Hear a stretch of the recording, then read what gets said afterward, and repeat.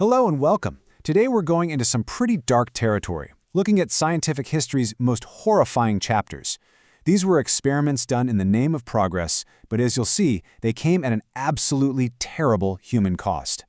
So that really is the central question, isn't it? How far is too far? We're about to explore what happens when that relentless quest for knowledge just completely ignores the people involved and pushes way, way past any moral line you could imagine. All right, here's our game plan. We're going to start with a really twisted dental study in Sweden, then a psychological experiment on orphans that's just awful. After that, a huge for-profit testing ground inside a US prison, and we'll finish with the infamous experiments in the Nazi death camps. So, let's get into it. Okay, our first stop is Sweden, back in the 1930s and 40s. Now, they had this big public health crisis going on, and on the surface, it sounds almost kind of silly, cavities. But the way they decided to solve it, yeah, that was anything but silly. I mean, get this. A staggering 83% of kids had cavities. The dental situation was a mess.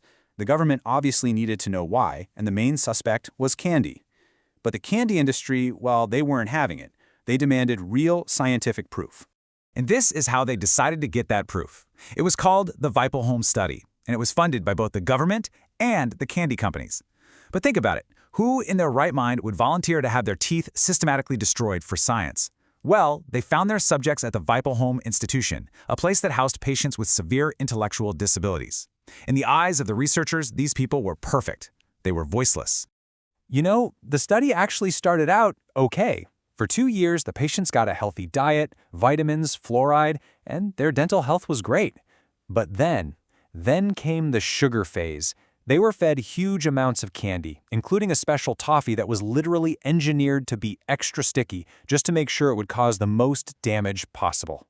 And the experiment? It worked. Horrifically well.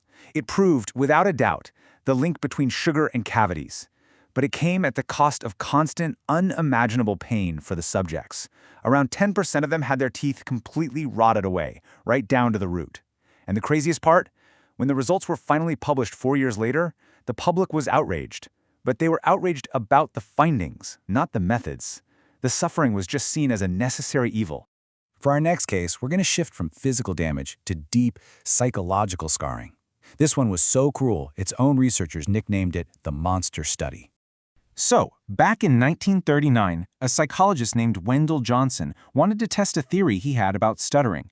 The experiment had two sides to it, one that seemed pretty positive, and another that was just deeply, deeply messed up. And to find his answers, he used 22 unsuspecting orphan children. The design of the experiment was pretty simple, really. The kids were split into 4 groups, but the one we really need to focus on is Group 2A.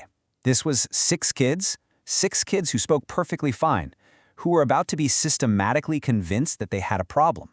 They were told over and over again that they were developing a stutter and were constantly criticized for every little mistake they supposedly made. This quote right here, this really gets to the heart of the psychological abuse. This kind of thing was drilled into these poor kids, not just by the researcher, but by the orphanage staff too. And while none of them actually developed a full-blown clinical stutter, the damage was just profound. They became quiet, anxious, terrified to even open their mouths. Some of them reportedly suffered from communication issues for the rest of their lives.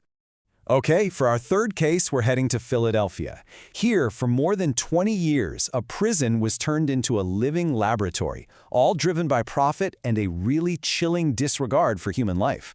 In America, after World War II, it was like a scientific gold rush. There was tons of money floating around, the Cold War was heating up, and, well, ethics often felt like an afterthought. After the war, the Nuremberg Code was established, that set of rules that requires voluntary informed consent for human experiments. But many American scientists just brushed it off, arguing it was a set of rules for the Nazis, not for them. This quote, this is from Dr. Albert Kligman, one of the lead researchers. And it just says everything, doesn't it? He didn't see people. He saw a resource, a crop to be harvested. This wasn't just about science anymore. It was an entire industry built on the bodies of prisoners. Inmates were paid, but just a few dollars, to endure these horrifying tests. We're talking exposure to STDs, radioactive materials, mind-altering drugs, and cancer-causing chemicals like dioxin. Yep, a key ingredient in Agent Orange. It was just the systematic exploitation of a captive, desperate population. It's just unbelievable.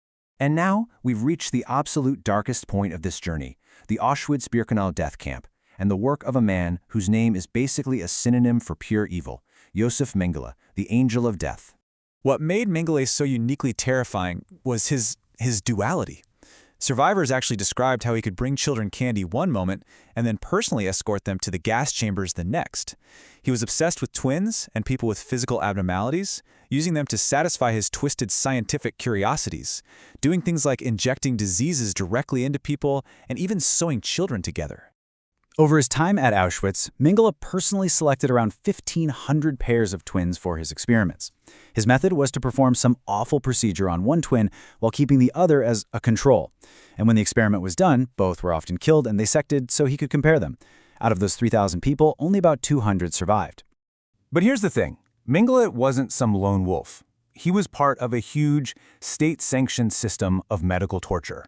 Doctors all across the Third Reich were doing their own horrible experiments, from mass sterilizations to testing how long a person could survive in freezing water.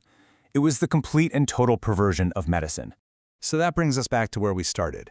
After seeing all this horror, we have to face the really uncomfortable legacy it all left behind.